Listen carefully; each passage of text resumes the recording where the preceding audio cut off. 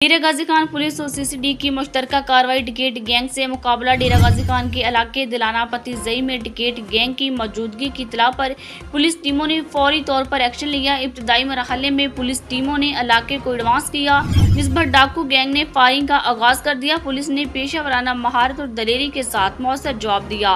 मुल्की news HD की screen पर आप देख सकते हैं कि फायरिंग के तबादले के बाद डाकू गैंग पहाड़ी रास्तों का फायदा उठाते हुए कवा सलमान के मजीद अंदरूनी इलाके की जाना फरार हो गया। फरार होते मुलजमान का तौक़ुफ़ डेरा गाजी खान पुलिस और सीसीडी क्राइम कंट्रोल डिपार्टमेंट की मुश्तरका टीमों ने किया।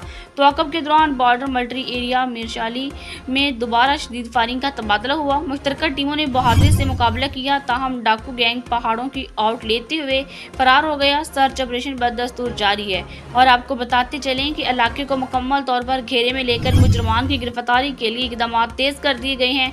वाक़े की इत्तला पर DPO डेरा गाजी खान सैयद अली मौका पर खुद पहुंचे, अफसरान व एहलकारों से मुलाकात की, ऑपरेशन की ब्रीफिंग ली और जवानों की बहादुरी को सराहते हुए इनका हौसला बढ़ाया।